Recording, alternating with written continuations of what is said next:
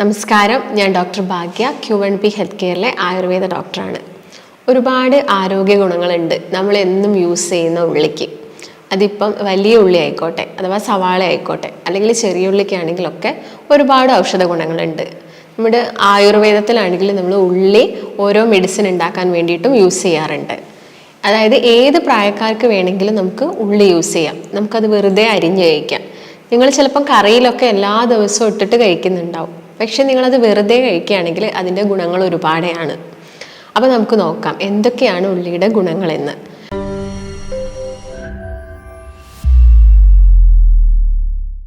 ഇതിൽ ഒരുപാട് വൈറ്റമിൻസും മിനറൽസും ഒക്കെ അടങ്ങിയിട്ടുണ്ട്.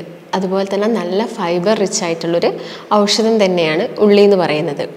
ഇപ്പം നിങ്ങൾക്ക് ഏത് ഫുഡിൻ്റെ കൂടെ വേണമെങ്കിലും നമുക്ക് ഉള്ളി മിക്സ് ചെയ്ത് കഴിക്കാം. ഇപ്പം നിങ്ങളിപ്പം ഒരു പുറത്തൊരു കടയിലൊക്കെ പോയിട്ട് അൽഫാം, ഷവർമ അങ്ങനെ എന്തെങ്കിലുമൊക്കെ കഴിക്കുന്നുണ്ടെങ്കിൽ, അല്ലെങ്കിൽ ചിക്കൻ്റെ എന്തെങ്കിലും ഐറ്റമൊക്കെ കഴിക്കുന്നുണ്ടെങ്കിലും ഉള്ളി ഇതിൻ്റെ കൂടെ നമ്മൾ കാണാറുണ്ട്. കാരണം എന്താണെങ്കിലും ചില ആളുകൾക്ക് ഈ നോൺ വെജ് ഒക്കെ കഴിക്കുന്ന സമയത്ത് കോൺസ്റ്റിപ്പേഷനോ അല്ലെങ്കിൽ മലബന്ധമൊക്കെ ഉണ്ടാവാനുള്ള ചാൻസ് കൂടുതലാണ്. നിങ്ങളിത് ഉള്ളിപ്പം ഇതിൻ്റെ കൂടെയുള്ള ഉള്ളി കഴിക്കുകയാണെങ്കിൽ ഇതിൽ ഒരുപാട് ഫൈബേഴ്സ് ഉള്ളതുകൊണ്ട് തന്നെ ഇങ്ങനെയുള്ള പ്രശ്നങ്ങളൊക്കെ കുറയ്ക്കാൻ വേണ്ടിയിട്ട് സഹായിക്കും. ഞാൻ നേരത്തെ പറഞ്ഞപ്പോൾ തന്നെ വൈറ്റമിൻ സിയും കാൽസ്യം ഒക്കെ റിച്ച് ആയിട്ടുണ്ട് ഉള്ളിയിൽ. അതുപോലെ തന്നെ ചില ആളുകൾ ഇത് പൗഡർ രൂപത്തിലൊക്കെ യൂസ് ചെയ്യാറുണ്ട്. പിന്നെ ഇതിൽ ക്യൂർസെറ്റ് എന്ന് പറഞ്ഞൊരു ഫ്ലാവനോയിഡ് ഉണ്ട്. ഇത് നമ്മുടെ ശരീരത്തിൽ അലർജിയൊക്കെ കുറയ്ക്കുന്നതിന് വേണ്ടിയിട്ട് ഹെൽപ്പ് ചെയ്യും. ഇത് നല്ലൊരു ആൻറ്റി ഓക്സിഡൻറ്റും കൂടിയാണ്. അതുപോലെ തന്നെ ക്യാൻസറിനെ ചെറുക്കാനുള്ളൊരു കഴിവ് കൂടി നമ്മുടെ ഉള്ളിക്കുണ്ട്. ഒരുപാട് റിസർച്ചൊക്കെ ഇതിന് വേണ്ടിയിട്ട് ചെയ്തിട്ടുണ്ട്.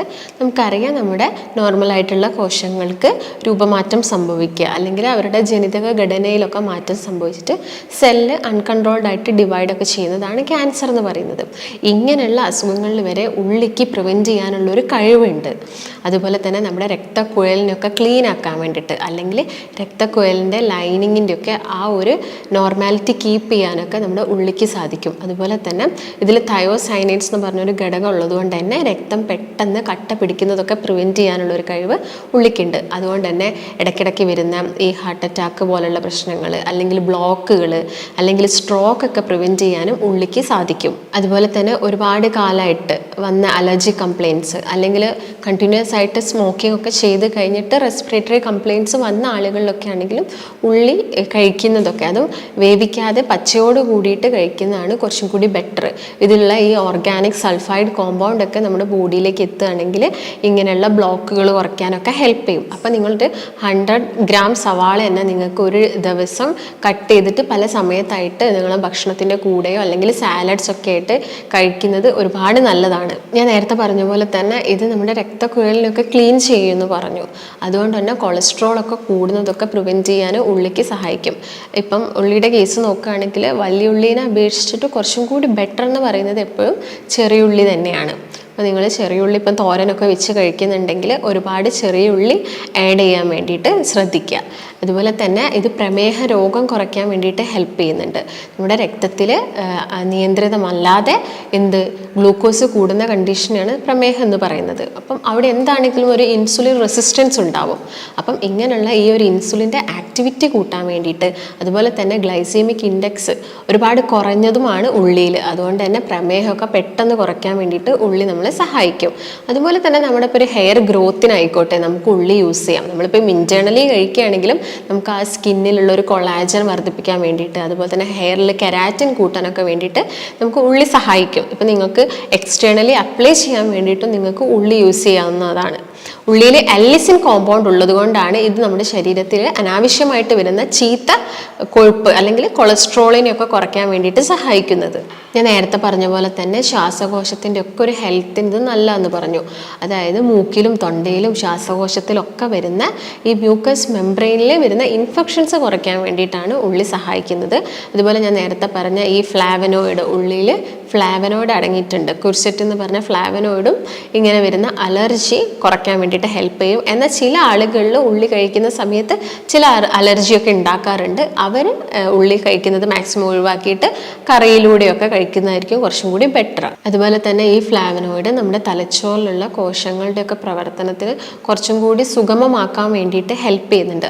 അതുകൊണ്ട് മറവി രോഗങ്ങളൊക്കെ കുറയ്ക്കാനൊക്കെ ഉള്ളി സഹായിക്കും.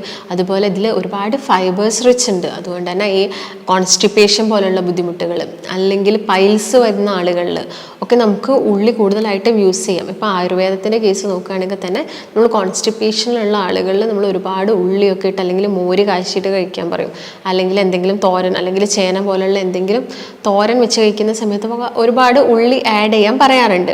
നിങ്ങൾ മാക്സിമം ഈ എണ്ണ ചൂടാക്കുന്നത് ഒഴിവാക്കിയിട്ട് ഉള്ളിയൊക്കെ കുറേ ആഡ് ചെയ്യാൻ വേണ്ടിയിട്ട് പ്രത്യേകം ശ്രദ്ധിക്കുക. ഇതിൻ്റെ കൂടെ തന്നെ ഞാൻ നേരത്തെ പറഞ്ഞ പോലെ തന്നെ സ്കിൻ കംപ്ലയിൻറ്റ്സ് ഒക്കെ കുറയ്ക്കാൻ വേണ്ടിയിട്ടും ഉള്ളി സഹായിക്കും. അതുപോലെ തന്നെ ഇടയ്ക്കിടയ്ക്ക് അസിഡിറ്റി വരുന്ന ആളുകളൊക്കെ ഉണ്ടാവും, ഈ ദഹനം പ്രോപ്പർ അല്ലാത്ത ആളുകളൊക്കെ, അവരൊക്കെ ഡെയിലി ഉള്ളി കഴിക്കുന്നതൊക്കെ നല്ലതാണ്. നിങ്ങൾ എപ്പോഴും വെറും വയറ്റിൽ കഴിക്കാതിരിക്കുക. അത് ചില ആളുകൾ അസിഡിറ്റി ഉണ്ടാക്കും അല്ലെങ്കിൽ ഗ്യാസിൻ്റെ പ്രശ്നം ഉണ്ടാക്കും. പക്ഷെ നിങ്ങൾ എന്തെങ്കിലും ഭക്ഷണമൊക്കെ കഴിച്ച് കഴിഞ്ഞിട്ട് അല്ലെങ്കിൽ ചോറിൻ്റെ കൂടെ മിക്സ് ചെയ്തൊക്കെ കഴിക്കുന്നതാണ് കുറച്ചും കൂടി നല്ലത്. അല്ലെങ്കിൽ ഈ മെനാപ്പോസ് കഴിഞ്ഞ സ്ത്രീകളിൽ ഈ ഹോട്ട് ഫ്ലഷ് പോലെയുള്ളവർക്ക് എപ്പോഴും ശരീരത്തിന് ചൂട് അനുഭവപ്പെടുക, അല്ലെങ്കിൽ അവർക്ക് എപ്പോഴും ഭയങ്കര ഒരു ഇറിറ്റേഷൻ വരിക, അങ്ങനത്തെ ബുദ്ധിമുട്ടൊക്കെ ഉണ്ടാവാനുള്ള ചാൻസ് കൂടുതലാണ്. അപ്പം ഇങ്ങനെയുള്ള ആളുകളിലാണെങ്കിലും ഉള്ളിയൊക്കെ ഡെയിലി അവരുടെ ഭക്ഷണത്തിൽ ജസ്റ്റ് സാലഡായിട്ടൊക്കെ കഴിക്കുന്നത് നന്നായിരിക്കും. അതുപോലെ തന്നെ ശരീരത്തിൻ്റെ ഏത് ഭാഗത്ത് വരുന്ന വൈറസ് അല്ലെങ്കിൽ ബാക്ടീരിയൽ ഇൻഫെക്ഷൻസ്, ഇപ്പോൾ ചെങ്കണ്ണുള്ള ആളുകളോടൊക്കെ നന്നായിട്ട് ഉള്ളിയൊക്കെ കഴിക്കാൻ പറയും. ആ ഒരു ബാക്ടീരിയൽ ഇൻഫെക്ഷൻ അല്ലെങ്കിൽ വൈറൽ ഇൻഫെക്ഷനൊക്കെ കുറയ്ക്കാൻ വേണ്ടിയിട്ട് ഇത് ഹെൽപ്പ് ചെയ്യുന്നതാണ്.